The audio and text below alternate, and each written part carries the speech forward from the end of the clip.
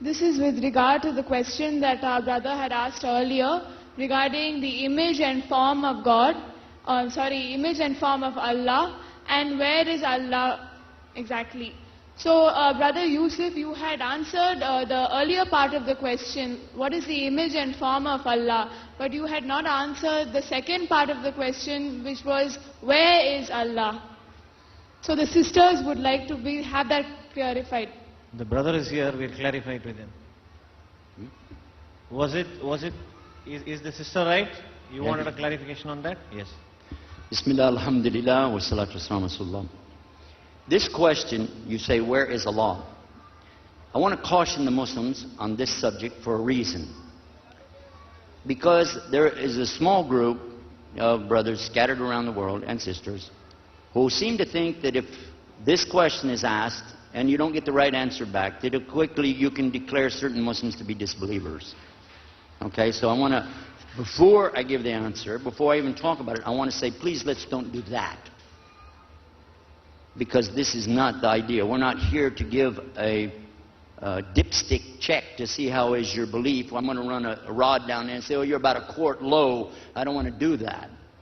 But the reason to ask the question is really to ascertain, do we consider that Allah even exists? And if He does, where? Is it a physical existence? If so, how do I understand it? Islam has provided the answer very, very clear. Unfortunately, not all the Muslims have taken the time to read, study, and spend time with their scholars. Okay, if they had, then they wouldn't have to ask the question. But it is a legitimate question, and it was asked by the Prophet, peace be upon him, about a woman to determine, does she have the right belief in God? He said, where is God? And she pointed up, like that. And that was sufficient. He said, this is a believer, you can get married to her, or whatever the situation was. The point is that this was a legitimate question and this was a legitimate answer.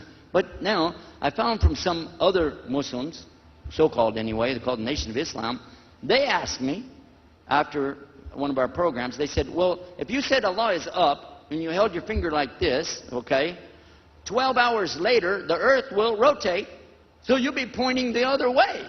Does that mean God went down, or how does that work? Huh? And right away you're going, oh.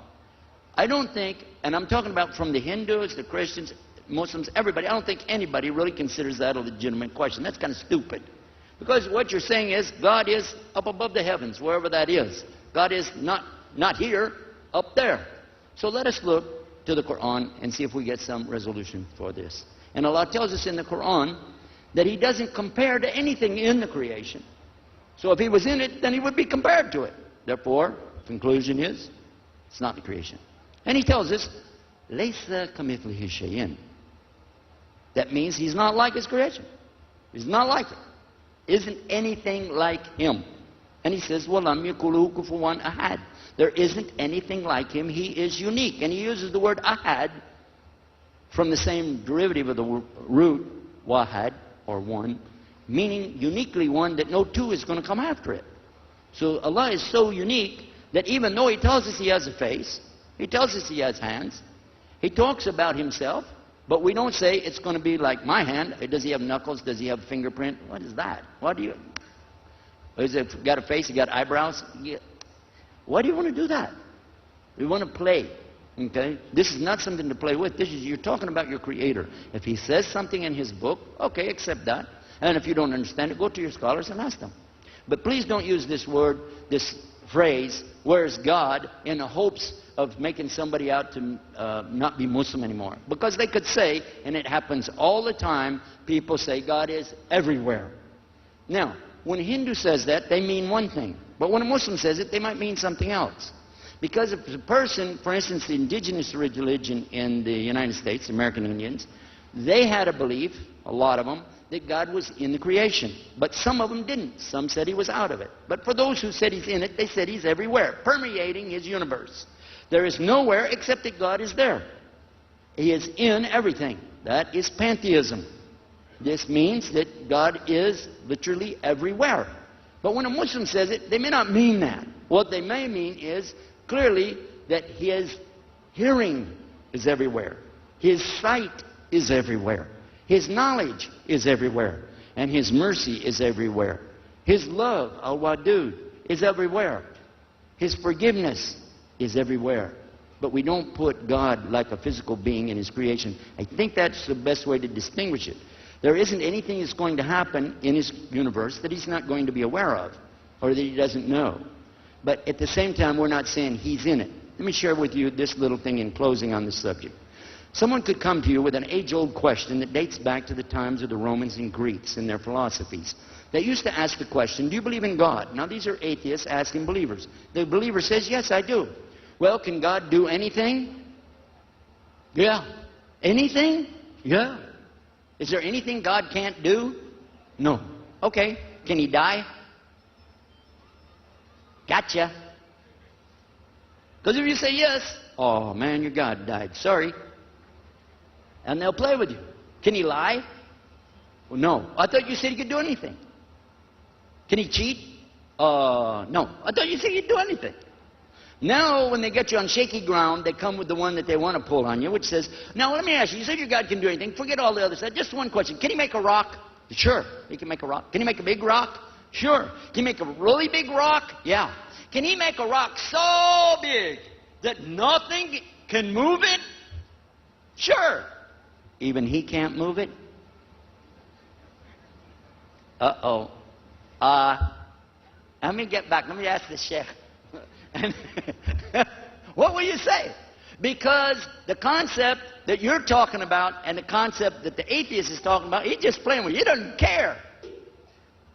We don't say God is in His creation, though, and then we don't get into trouble. Why? Because can Allah make this rock so big that nothing can move it? Sure. Even He can't move it? Excuse me.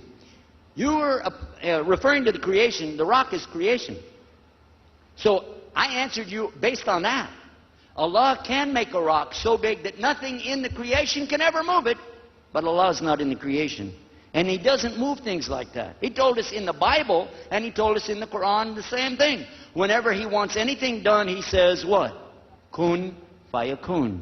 Be, and it is. That's how He works. He doesn't go get a lever and a fulcrum and then, let me move that rock. Why did I put that over there? It's too big. This is not how God operates. And when you compare God to the creation, then you have brought this whole concept down to something that people will easily destroy. And then all you have left is your faith in what? And then you're not sure anymore. You get doubt. And then you just have to run over by yourself and you can't share your message anymore. So this is why it's important to stay on this pure and pristine image of what we believe about the Almighty. He is not like His creation. He is not in His creation. Creation has a point of time that it was coming about, whereas He is eternal. He's never having a beginning nor an ending. And this is what the Bible teaches, and this is what the Quran teaches. So we shouldn't compare Him to the creation. So make this distinction, and it becomes a lot easier.